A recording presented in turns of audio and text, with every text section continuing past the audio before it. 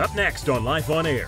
What is vital and very important is that you want it to be comfortable for them and them to understand what's going to happen, but you don't want it to be rehearsed.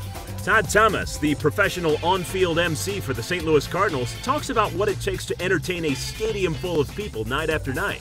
Plus, he shares his favorite moment of his entire MC career. And I swear, my hair just stands up on my back of my neck right now just thinking about it. The place could not have been louder. Todd Thomas of the St. Louis Cardinals, next on Life on Air.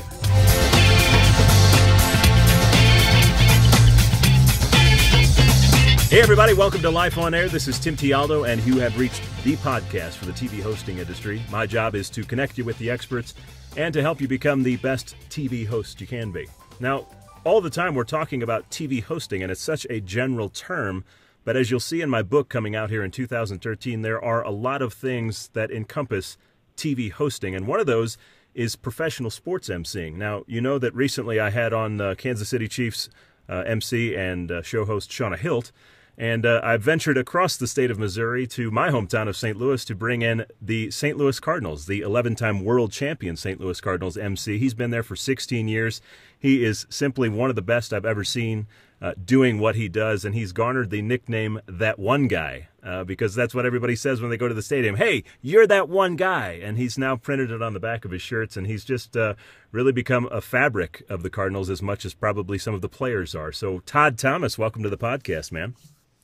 Thanks, Tim. What a nice intro. Oh, well, you're very welcome. So you've been in for 16 years, and I think when we think of professional sports emceeing, a lot of people, they might do it, 1, 2, 3 years as a side job, but you've really made a career out of it. Talk about how you got into it. So I graduated from college in '92 from SIU Carbondale, which you're familiar with. Yeah. And I have a speech communication degree, and, as many people did back then and even now, you graduate and you can't find a job in your field and you move back home with your parents. Yep. And I had to get out of the house, and a job brought me down to the St. Louis area, but it wasn't in the field that I liked, but it was a job. And every day at work, I was looking in the want ads for a job, and lo and behold, I found something that piqued my interest, and it said, can you dance? Are you funny? Can you sing? We're looking. So bottom line is this new bar opened on the Landing, and I got hired there. Next thing you know, I'm the entertainment director, and now I've established myself as, kind of this MC, kind of funny DJ, kind of slapstick comedy, all kind of wrapped into one. And when the Rams moved here in '96, a friend of mine who was in radio was asked to play the music for the Rams games. And he couldn't because of his contract with his radio station, and he recommended me. So now I have a conversation with this person with the Rams, the St. Louis Rams, to play the music during their games. And I got all nervous, and I'm like, what would that job entail? And so I called the Cardinals and I called the Blues to find out if I had that job, what would I do? What kind of equipment would I work with? Well, what ended up happening is the person I called the Cardinals started asking me about myself and what I did, and that was on a Monday, and he said, well, can I set up a meeting with you on a Wednesday? And we met, and then on Friday, he called me and hired me, and opening day was the following Monday. So that was 17 years ago, and I never, ever got a job with the Rams. So when people say, well, how did you get the job? The funniest answer is I called the Cardinals and was asking about another job. And what initially I got hired for was to do only one promotion in the game, and it was the Southwest Airlines Family of the Game. And what happened is there's this booth or this private box on this concourse level, and a family would win tickets, or a person would win tickets, but they'd bring their family usually, and then they would, in years past, they would shoot a ball out of that suite down into someone that would have like a basketball on their head, a basketball hoop. Now, they changed the promotion my year, and it just was kind of like a let's make a deal sort of a thing. And they found out very quickly after having me there that I was witty, I was funny, I could ad-lib, and so immediately they started adding me in to do more live segments during the game. So initially just hired to do one thing during the game. By the end of the season, I was probably doing 4 or 5 live segments a game. And what was really awesome is at the end of that season, the Blues called me, and I rolled right into the St. Louis Blues season, and I did both of those, the St. Louis Cardinals and the St. Louis Blues, for 7 or 8 years in a row until that hockey strike that happened, which unfortunately is happening now. Yeah. So I did both, and then continued on to where I am today, having done the Cardinals for 16 seasons. So it sounds like you really kind of grew your own job, so to speak. Them seeing your talent and what you could do. It was it sounds like a bit of an evolution between you and the Cardinals. Yeah, that's what was so awesome about it, is that it was kind of us both on new ground and new territory. It was like, well, look, we have never had someone do a live inning feature. It's always all the things that they had done were their PA announcer, who's John Hewlett. It'd be like, and now, fans, if you're sitting in section 352, seat 5, row 1, stand up, you've just won, a donut, right? Well, now, with me there, we can have a live camera and me with a microphone, and I'm saying, hey, fans, I'm here in section 352, and someone in this row is going to win the donut. And then, is it this one? Is it, oh, it's you, congratulations. So they realized how much that interactive personality added to the show and the element. And really, I'm not saying that I was the reason why, but just that whole element of adding a person changed what was going on for their promotions during the game. Now, I've watched you really grow over the last 16 years. I mean, you've been doing this since I think I was in college down there at Carbondale, and I've watched you slowly really build yourself up more than anything, and you've become part of the team as much as Matt Holliday and some of these other guys are part of the team. You are a part of the team to probably one of the most loyal fan bases in America. What's it like to get in front of 40 to 50,000 people on a nightly basis? Well, it's unbelievable. And, you hear time and time again in St. Louis, we rave that we are the greatest fans in baseball. And, if you go to Chicago, the Cubs fans might say that. But if you talk truly and sit down and really ask players, around the country in the major leagues, I'm going to say that a huge percentage of them will say, if they're not saying their own team, they will say that St. Louis has the best fans. We're the type that we stand up and give a standing ovation if Tony Gwynn gets his 3,000th hit here.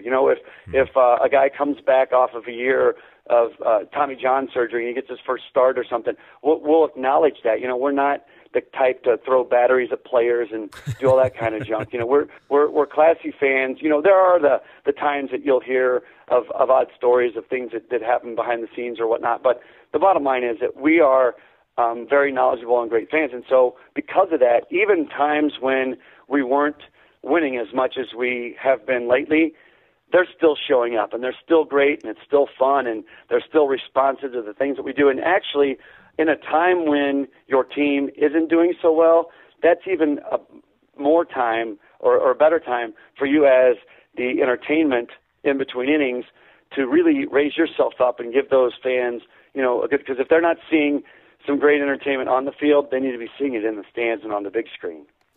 Now, you and I have done this. I only did it for a year. You've been doing it for 16, so obviously you trump me in experience by far. But we both, have people that come up to us at these games because you tend to bring energy, and people laugh, and they like to watch, and they feel that energy, and they say, how do I get your job? And it's such a, I would guess, just a unique job to have. And, how do you get it? We learned your story earlier about how you got it. But for all those people that come up to you now, what do you tell them?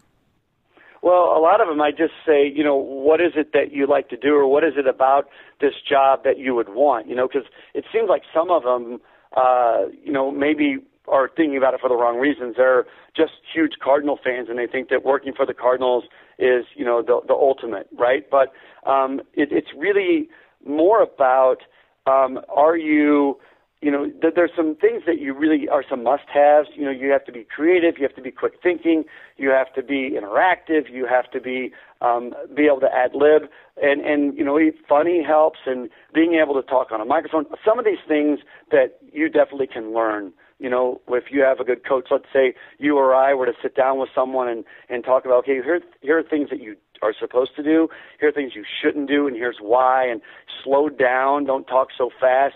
the more words or the more information that you're giving is going to hinder what the fan is going to hear. Because if you just rattle off a bunch of stuff, no one is going to understand or care about it. It's got to be quick, it's got to be entertaining, it's got to be energetic. And so when someone asks, okay, well, how can I do that? Well, there are many ways in which, I always say, try to find a job in, at a college or at a minor league baseball team. We've got two in the metro area that I actually helped to get two guys jobs with the Gateway Grizzlies in the past, where they came and I said, it's to set your goal to work for a professional sports team. That might be the end result of that particular job. You have to start out somewhere. Just like you can't say, I want to be a Major League Baseball player, I want to be a Major League umpire. All those people started somewhere and worked their way up.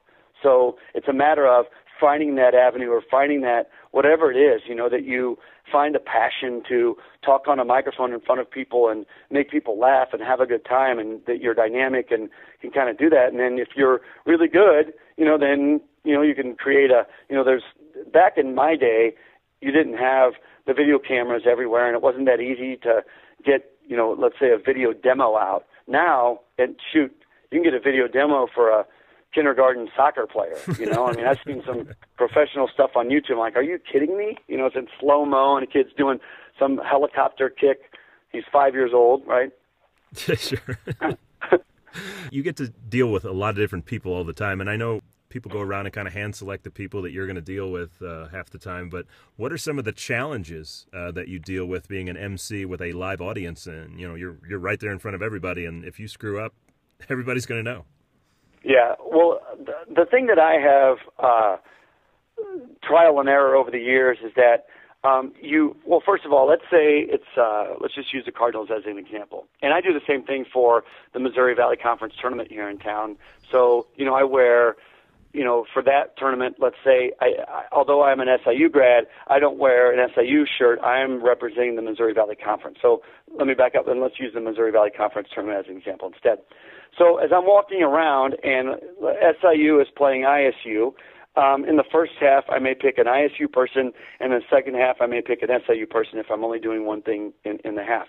But what is vital and very important is that before you go live, that you have talked with the person, you've introduced yourself, you find out their name, where they're from, you get a little time to chit-chat with them, and so you kind of have that rapport with them where they're comfortable with you, they trust you, you trust them that they're not, maybe had too many cocktails and are going to do something stupid on the microphone or, say something bad, right? But the other thing is that you want it to be comfortable for them and them to understand what's going to happen, but you don't want it to be rehearsed.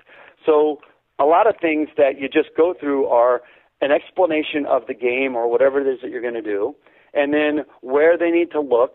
So for instance, there's going to be a camera guy right here in front of us, but you either look at me or you look up at the camera, up at the scoreboard, because that's where, it might be named that year. So we're going to give a bunch of information about a particular year. So you need to watch the screen as I'm reading this information, because there'll also be pictures with it. And then we're going to give you multiple choice, and those are going to be up on the board as well. And then when we come to you, then you give your answer. And all you need to say is 1, 2, 3, or 4. So you've laid it out ahead of time, what's to go down. And so then when you come on live, it looks like something great has happened and there's no issues.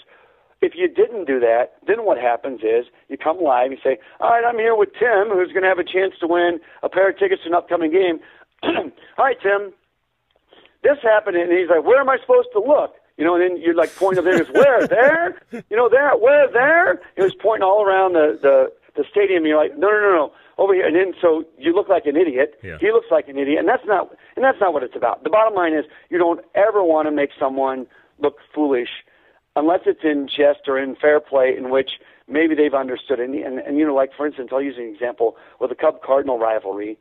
So many times over the years, I can tell you just gobs and gobs of stories of where I have set a Cub fan up for failure, but it's all been in good fun, and they all knew ahead of time that was something was going to happen. And then afterwards, I always end up giving them a handshake, thanking them, and then giving them a prize.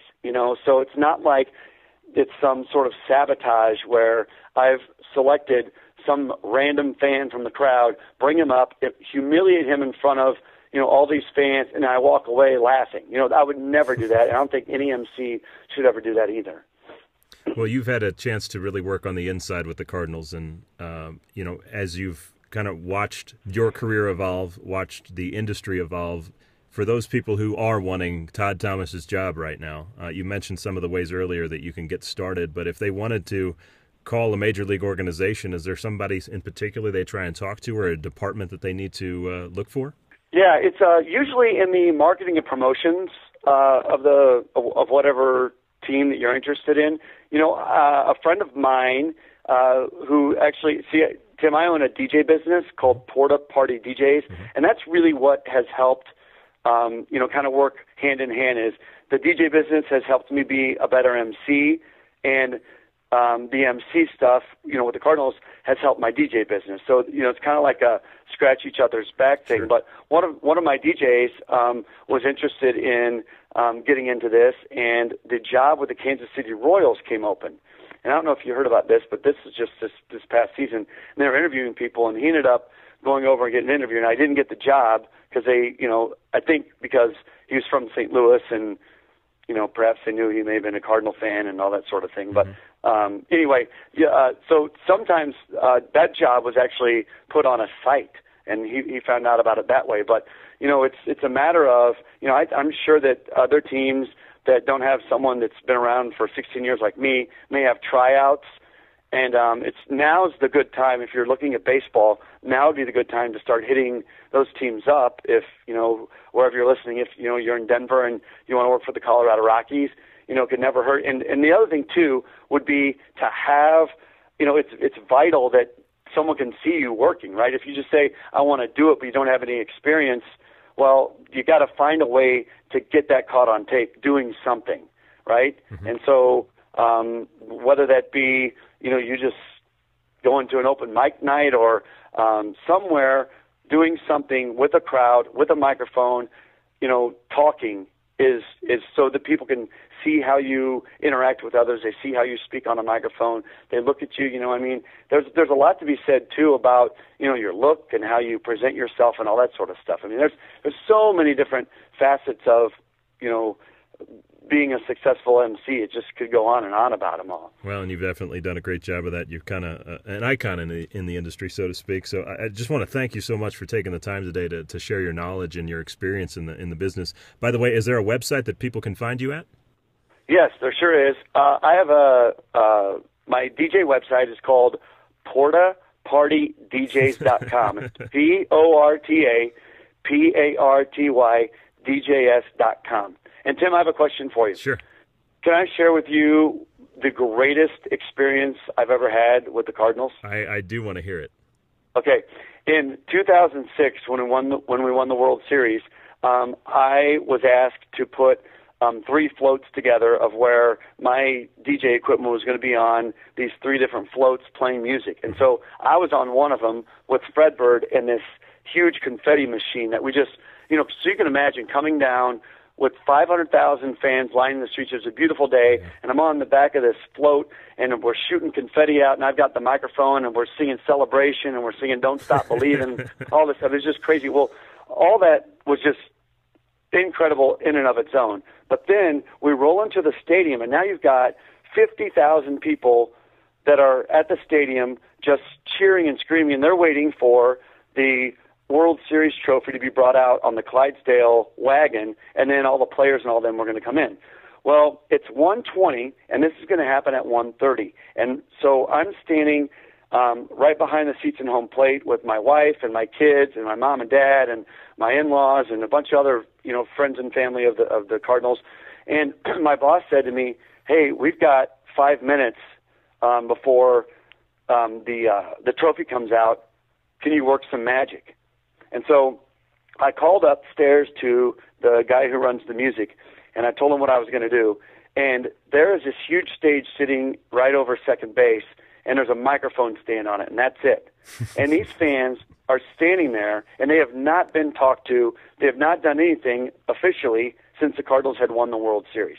and I get to be the one to address them. And so I walked up on the stage, and I went up to the microphone, and it went like this. We are the champions of the world. And the place just erupted. And I go, we are the champions of the world. And it kept getting louder. I go, I'm going to say it 2 more times, and you say it with me. We are the champions of the world. We are the, and I stopped, and then they go, and so 50,000 people yelling, the champions of the world. And I go, now make some noise. And I swear, my hair just stands up on my back of my neck right now just thinking about it. The place could not have been louder. And then he went in and he played Celebration. I was doing a bunch of high kicks with Fred Bird, and it went on from there. But, I mean, that was just one of the most amazing things that I have ever done, just because, you know, I was the one that got to talk to these 50,000 fans that were there, and then just to have them eating out of the palm of my hand just was just so incredible. Well, now you've got everybody emotionally bought in, and they want to do your job now. Hey, Todd, thank you so much, man, for spending the time. Just awesome stories, and so glad to hear that you've been a part of 2 World Series championships. Yeah, it would have been nice to have a 3rd this year, but you can't get everything you want, you know? We came close. We came close. Well, Todd, hey, man, have a good time, and good luck with your DJ business as well, and I'll be talking to you soon. Thanks, Tim. Keep up the good work on your end as well. Hey, folks, that is Todd Thomas. Remember his website you can go to. And remember, the only way to predict your future, much like Todd has, is to go out and create it. Now go do it. I'll talk to you next week.